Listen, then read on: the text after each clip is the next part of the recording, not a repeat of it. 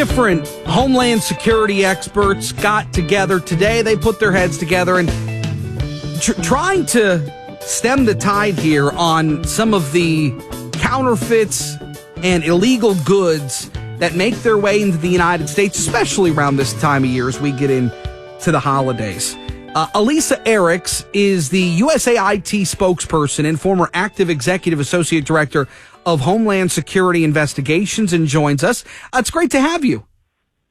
Thank you so much for having me. How big of a problem is this? Counterfeits, knockoffs, stolen goods. How big of a deal is this? Well, if you want to talk from a global perspective, it's related to transnational crime and illegal trade is a $2.2 trillion problem. In fact, counterfeiting is the most valuable, coming in at about $923 billion to $1.13 trillion per year, more profitable than drug trafficking, which produces proceeds at $426 billion to $652 billion. Low risk, high reward, big dollars, impacting globally. But obviously we, here in the United States, if we want to focus on the issue here, impacting our economy, impacting our national security, impacting our consumers, health and safety. It's a big problem. So the United to Safeguard America from Illegal Trade, today you met with a few different folks to talk about this, try to tackle it. What has been the ramifications of the pandemic and post-pandemic life on this kind of a dark version of e-commerce? Well, I would say obviously that was probably the starting point for the boom of this type of, or exaggerated the problem for sure. With the pandemic, stores were closed. People couldn't go to their local stores to do shopping. They relied on online and e-commerce platforms to obtain their goods and et cetera. And so that's where we saw the big boom in the market. And we've just pretty much, stayed with that, right, as out of convenience. But what has happened is the criminals have also decided that that was an opportunity for them as well, to be able to make money off of this platform. And so by either getting counterfeit merchandise available for purchase on some of these platforms or stolen merchandise also available. And that's where the risk to the consumer and also the economy is at stake. Well, the consumer is at a disadvantage for a whole host of reasons. I mean, real inflation is up. People are still having a hard time finding ways to stretch their dollar. And it's the holiday season, so people are trying to be generous and giving and making sure that they have what they need to give their family and loved ones for the holiday season. And you mentioned the bad actors here.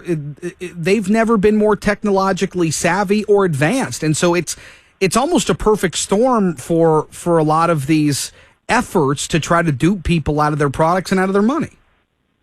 You're absolutely correct. And you use the word duped, I think, is a good word for it. I mean, some folks, knowingly to purchase counterfeit products, but, we also want to make sure that we educate the folks that are not aware and are not attempting to intentionally purchase counterfeit or stolen products, that they can be duped.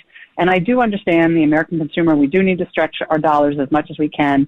Holidays are a stressful time. You want to get the most that you can for your money, but it really has to think about at what cost. What are you really paying for here? Where is that money going? What is it funding? How is it hurting the economy? And that's where we really have to educate the public that there are costs associated with this, that it may be cheap to purchase up front, but we pay in so many ways in the end, and I'm happy to elaborate. And I'd love to hear more on that. Yeah, I mean, obviously, so first of all, there's the health and safety issue of some of these things. When you're talking counterfeit products, you're talking about stuff that's not made with up to the regulations that we have here, for legitimate products in the United States. So it could be substandard, it could be lead-based paint. The materials could be, harmful to your body. Talking about putting anything on or in your body, you should be very careful about. The toys for children the parts can be mismarked for their age appropriateness, leading to potential choking hazards. There's, electronics that could have, obviously substandard, electronics, devices that may catch fire. The batteries that are catching fire, counterfeit batteries that are catching fire in some of these toys, sometimes on a plane. These are the things that you really have to watch out for from a safety perspective. But really what is also related to is the profitability of this and where that money is going. Obviously, we follow a lot of the money in these cases from a law enforcement perspective, and we see that it's linked to gangs. We see that it's linked to organized crime, to the cartels, to even foreign governments, et cetera, to, for the money that can be made. And where else can they profit this kind of money with this low of a risk? As a parent, it's pretty scary. Of two young kids, that can be pretty terrifying. And if you're a grandparent buying for your grandkids, particularly scary. What is the message to people when they are trying to be cautious shoppers and prudent shoppers? What do you tell people? Well, we always say if it's too good to be true, it's probably false. Let's start with that. Like if it's anything more than more than a 20% discount, then just do your research, right? Mm-hmm. There are ways to be safe online. We understand people want to get the most that they can for their family members, but they can do it safely where they're getting a legitimate product, which, will then help our economy as a whole, but also be safe for the kids that they're buying it from. I mean, today in our display, we showed a counterfeit bike helmet. The whole purpose of buying some of these toys and protections are to protect your children. Mm-hmm. And if you have a counterfeit bike helmet that fails, I mean, obviously we know the outcome that could come from that, and nobody wants to think about those kinds of things. So you need to be safe when you're shopping online. I mean, obviously, if you can go to the actual brick and mortar store, obviously that's going to be your safest bet. If you're getting emails about, fantastic, crazy deals, we say back out of it and go to the website and the actual website of the brick and mortar store and see if that's, something that's available on there. Be careful of the links that you click on from some of these emails. I mean, in some cases, the best case scenario is that you will buy and receive a counterfeit product. Mm-hmm. The worst case scenario is now you've received a counterfeit product. They've stolen your identity. They've put malware on your computer. And the list goes on and on and on. And so, that's what people have to be careful for. But you can shop safe online. But you just have to be savvy. You may have to slow down a second or two and really just make sure you're looking at a legitimate, trusted website, checking seller reviews, making sure that there's an actual working phone number or an address for the seller, making sure that your financial transaction, you're not paying with a debit card, that use your credit card. It gives you more protections. And, when you're doing a financial transaction, make sure the URL has the HTTPS, the S standing for secure, that they're encrypting your information.